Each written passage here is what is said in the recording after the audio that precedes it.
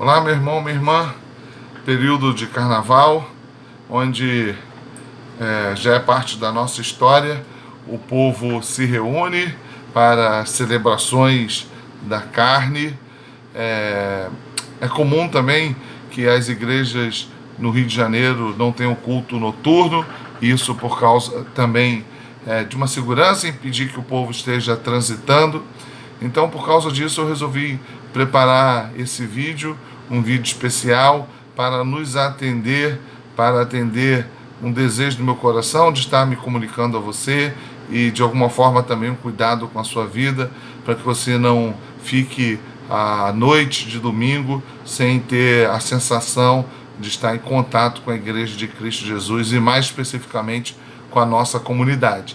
Então, mesmo de forma muito singela, dentro das nossas limitações, eu estou preparando este vídeo para chegar até você e que você não fique sentindo esse vazio da ausência do culto noturno de domingo. Espero que de alguma forma isso possa te alcançar, porque isso de alguma forma alcança o meu coração e me traz um pouco mais de tranquilidade em saber que você está, mesmo à distância, ouvindo a palavra de Deus. Queria orar com você antes de meditar na palavra. Hoje nós teremos um vídeo um pouquinho mais extenso. Eu vou meditar mais uma vez em Êxodo 20. Nós temos meditado em Êxodo 20. Na última postagem eu falei sobre o primeiro mandamento. E hoje eu quero fazer a continuação do segundo mandamento, continuação do texto de Êxodo. Mas antes eu quero orar com você, suplicando a Deus pela tua vida, pelos irmãos que estão viajando e orar pelas pessoas que estão aí envolvidas com esta festa e nem pensando acerca do nosso Deus. Queria orar, queria te convidar a fechar os olhos e falar com o Pai junto comigo. Pai de amor, muito obrigado. Obrigado porque o Senhor nos dá recursos como este, de modo que mesmo longe, afastados, podemos ter contato com os nossos irmãos. Eu te louvo, te agradeço pela tua misericórdia e tua graça em nossas vidas e suplico ao Senhor que o Senhor, apesar de nós e toda a nossa limitação, que o Senhor fale aos nossos corações. Precisamos ouvir a tua voz e carecemos de ti. Suplicamos pelos nossos irmãos que estão nas suas casas, pelos nossos irmãos que estão viajando, que eles possam ir e voltar em paz.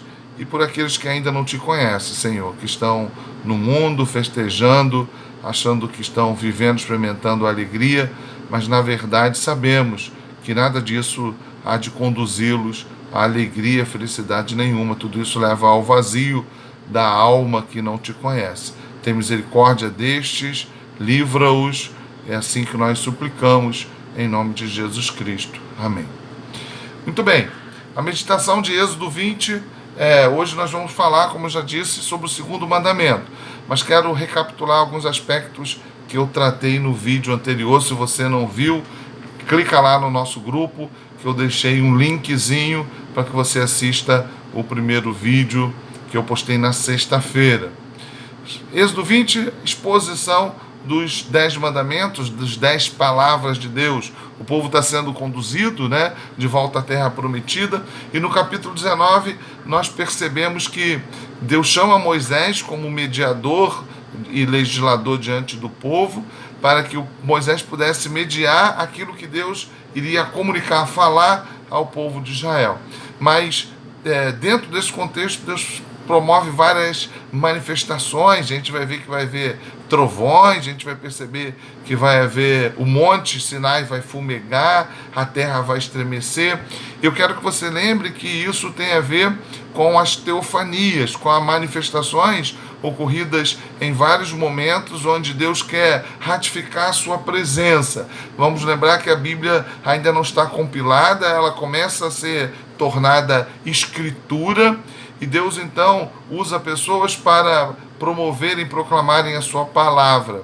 E isso a gente vai perceber em vários momentos, com Abraão, com Jacó, a gente vai perceber isso até mesmo com os apóstolos no Novo Testamento, a gente vai ver isso ocorrendo em várias ocasiões, quando Deus quer ratificar a autoridade daquele que vai proclamar, quando Deus quer ratificar diante do povo a autoridade daquele que vai mediar, Deus se manifesta, faz manifestações visíveis que nós chamamos de sobrenaturais, como Deus estivesse comunicando aos ouvintes ou àqueles a quem a palavra chegaria, como ele estivesse dizendo: olha, este proclamador, este mediador está indo em meu nome, este Deus que faz com que a terra estremeça, é ele que eu enviarei, ele estará falando em meu nome. Então o capítulo 19 está dentro desse contexto, e todos esses fenômenos que acontecem no Monte Sinai devem ser entendidos por nós dentro deste contexto. E chegamos então no capítulo 20. Quando chegamos no capítulo 20, vemos que Deus, primeiro, ele se identifica, ele fala a respeito de si mesmo. Sou eu, o Deus que vai proclamar essa palavra é o mesmo Deus que tirou vocês do cativeiro egípcio. Deus está se apresentando, fazendo com que o povo se lembre historicamente que é o Deus de Abraão, Isaac e Jacó, o Deus que estendeu a mão e que os tirou da condição em que eles estavam, fazendo com que eles percebessem que esse Deus era superior aos deuses do Egito, e agora esse Deus está lembrando a eles: sou eu, esse Deus, eu que quero falar com vocês. E não por um acaso ele começa dizendo: ó, não terás outros deuses diante de mim. Ele está mostrando a exclusividade desta relação, o aspecto incomparável da sua identidade. No Egito eles habitaram entre culturas politeístas. Os egípcios adoravam deuses e tinham deuses relacionados à natureza, em figura de animais. Eles também iriam posteriormente entrar numa terra, numa cultura onde esse aspecto animista, esse aspecto de adoração da criação também era comum, e ele está ratificando, lembrando: eu sou o Deus que não se compara a nada nesta criação, esse Deus que é superior a todas as coisas, muito pelo contrário, que criou e domina toda a criação. E ele está ratificando isso: não terão outros deuses, vocês hão de me adorar, eu sou o Deus sobre todas as coisas. E o segundo mandamento, então, chegamos nele, quando ele, na parte final do segundo mandamento, ele faz lembrar do seu caráter perpétuo, que visita as gerações, um Deus como ele mesmo se revela a Moisés, o eu sou. Ele vai falar de um Deus que visita gerações após gerações, um Deus eterno, eu sou, que não está limitado ao tempo, e por isso a sua verdade é uma verdade absoluta, que não varia. Por isso que a sua palavra é uma palavra que se pode crer, porque não há variação nela, porque não há variação nesse Deus, e as suas promessas, todas elas hão de ser cumpridas. Mas o segundo mandamento não começa dessa forma. Ele começa fazendo um apontamento, dizendo que eles não poderiam adorar imagem ou promover imagem de escultura, nada que representasse a figura desse Deus, porque nada que estivesse na terra poderia se comparar ou representar este Deus. É isso que ele está mostrando. Assim como os egípcios faziam representações de deuses, às vezes com parte de um corpo humano, com cabeça de animal, assim como os aborígenes fazem totens para eles, ou faziam totens para eles, os aborígenes australianos, para representar a divindade, assim como era também em várias outras culturas, buscando uma representatividade física, material. Deus está dizendo: eu sou um Deus invisível, eu sou um Deus não representado, vocês não podem construir nada que me represente, eu sou o Deus eterno, um Deus invisível. Isso, a primeira aplicação, é porque as pessoas iriam se deparar, o povo de Israel iria se deparar com essa prática comum, a representação por meio de escultura das suas divindades. Divindades às vezes citadinas, ou seja, das cidades, divindades às vezes domiciliares, divindades das famílias. E Deus está dizendo: não me comparem a esses deuses, não busquem representatividade.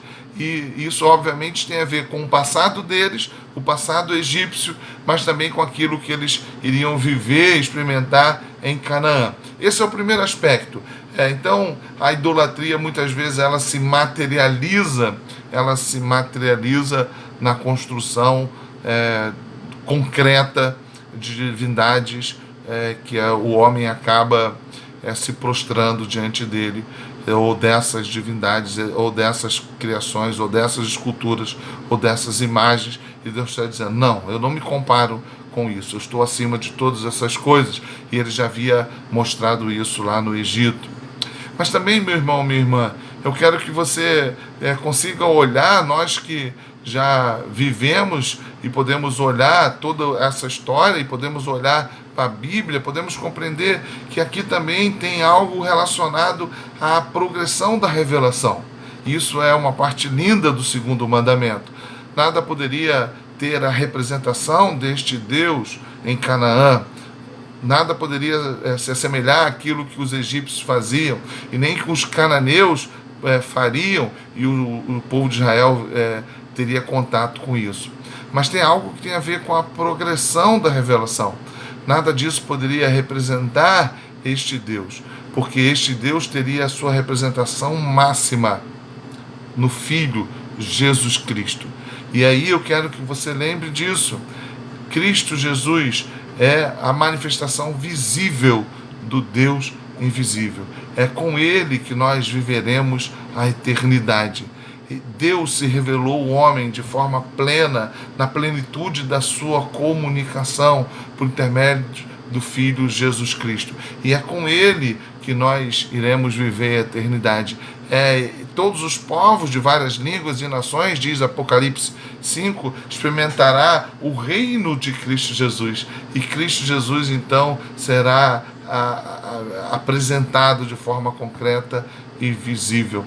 Não podemos adorar nenhum outro Deus, nem nada que tenha o caráter visível, materializado, concreto, nem escultura, nem imagem, porque para estes hebreus, Deus iria ainda se revelar na pessoa de Cristo Jesus, a revelação visível do Deus invisível.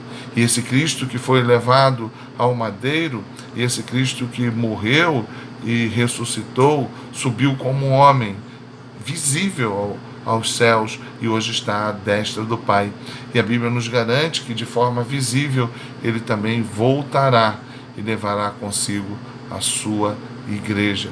E ele será o nosso Rei de eternidade a eternidade. E isso então é algo que deve nos trazer o desejo de reencontrar com o nosso Senhor, com o nosso Salvador, Jesus Cristo. E o veremos, como diz Paulo, agora vemos em parte, mas então veremos face a face. Esta é a manifestação visível de Deus. Então, o segundo mandamento, meu irmão, minha irmã, da impossibilidade, da proibição de construção de imagens para revelar o nosso Deus, é porque ele seria revelado. E para nós, ele já foi revelado. E um dia, então, você o verá face a face e se prostrará diante dele. E isso, creia, satisfará de forma plena o teu coração. Você verá Deus vendo o Filho. Eu espero ansioso por isso. Isso é alegria, isso é esperança, isso é algo que traz no meu coração contentamento. Eu verei o meu Deus face a face na pessoa do Filho Cristo Jesus. O mundo está comemorando o Carnaval. Já já chegará a quarta-feira de cinza. E a tristeza, a dificuldade, os problemas voltarão como sempre voltam. Mas nós, que não adoramos a outros deuses, que não construímos para nós nenhuma imagem para que nela ou diante dela nos prostremos, estamos aguardando a volta do nosso Deus, que revelará mais uma vez a si mesmo de forma visível, e nós nos relacionaremos de forma eterna com Ele. Que alegria, que gozo, que satisfação. Não terás outros deuses diante de mim, não farás para ti imagem de escultura, nem semelhança alguma do que há em cima nos céus, nem embaixo na terra, nem nas águas debaixo da terra. Não adorarás, nem lhes darás culto, porque eu sou o Senhor, teu Deus, Deus zeloso, que visita a iniquidade nos pais, nos filhos, até a terceira e quarta geração daqueles que me aborrecem, e faço misericórdia até 1000 gerações daqueles que me amam e guardam os meus mandamentos. Esse Deus nos visitou, esse Deus esteve entre nós e voltará, e nós o veremos. Louvado seja o nosso Senhor, o nosso Salvador, Jesus Cristo. Forte abraço, fica com Deus. E quem sabe, na segunda-feira, eu não posto o terceiro mandamento, um outro vídeo, para que a gente possa suprir essa nossa carência, que talvez seja maior minha, de ter contato com você. Fique com Deus, forte abraço, Deus abençoe.